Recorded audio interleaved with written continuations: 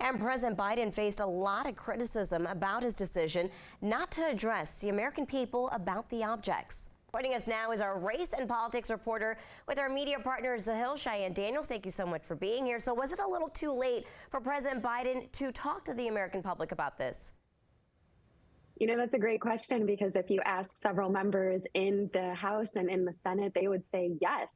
Why were we not informed of this earlier? If the White House knew that these objects were there, why was not only the public informed sooner, but why were members not informed sooner? So it's interesting because going forward, we did hear the president say that he does plan to try to be a little bit more transparent when his office does hear about instances like this. But right now, he is in a little bit of hot water with some of the congressional members.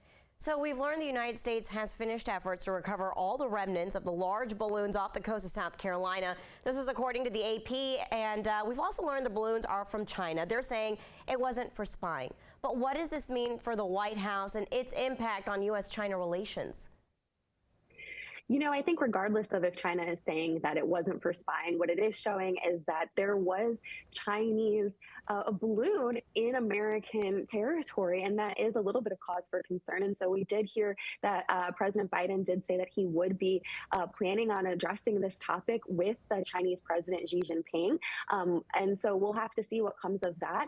Again, right now, it does seem a little bit worrisome that the public, but especially members of Congress, feel that they were not informed, and they should have been, regardless of the spyware that may or may not have been attached to this balloon. And switching topics now to Memphis, Tennessee, 5 former officers appeared in court this week. Each of them pled not guilty in the death of Tyre Nichols. Now, people are surprised and shocked about this, first of all, that this was a first court appearance since the video has been released. We know the mother of Tyre Nichols was there. She had a strong message today. Yes, so Ravon Wells spoke after the 5 officers, who were all Black, submitted their not guilty pleas. And interestingly enough, Wells said that she wasn't surprised to hear that they were submitting their not guilty pleas. She said that this just goes along to show this is normally how things in this process happen.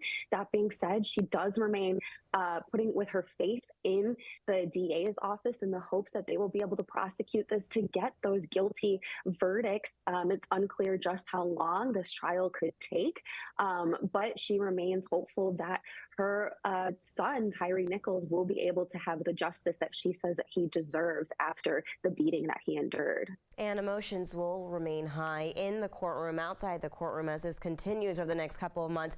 Talk to us about what we can expect. We're likely to continue to see some protests happening. Again, those protests that we have been seeing for Tyre Nichols have remained peaceful at this point. We'll probably also hear, when this does go to trial, we'll also probably hear that at that trial we will see more video footage plays. We are expecting to have more audio and more video released in the coming weeks. It's unclear exactly what that video or audio will tell us. We are still waiting to hear what the reason for the initial traffic stop was. We did hear Memphis Chief of Police say that as of this moment, they don't have an answer to that. And there's also still some reports waiting to hear about the toxicology report for Tyre Nichols. The initial videos that were released, we were able to hear at least one officer say that he believed Tyre Nichols was on something. However, Ben Crump, the attorney representing Nichols' family at this point, is in the process of conducting his own independent autopsy. And at this moment, he said that they have not received toxicology report back either. And looking ahead next week, Cheyanne, you're going to be moderating a summit that's going to feature conversations with leading congressional, governmental, civil rights, and social justice leaders to talk about the power of Black representation. Talk to us more about this event.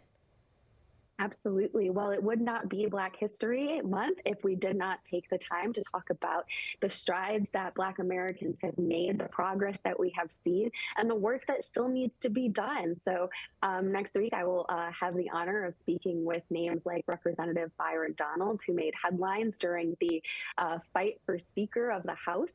He had been nominated by several of his Republican colleagues, but we'll also be speaking with some leading activists like Alicia Garza, who is the principal of the Black to the Future Action Fund and the co-founder of the Black Lives Matter Global Network. So it's sure to be just a wonderful conversation, and hopefully we'll see where some of our leaders think that we still have work to do and how we can accomplish true equity and equality for all. All right, we are looking forward to it. Cheyanne Daniels from The Hill, thank you so much for being here, for your time. Thank you. And when we come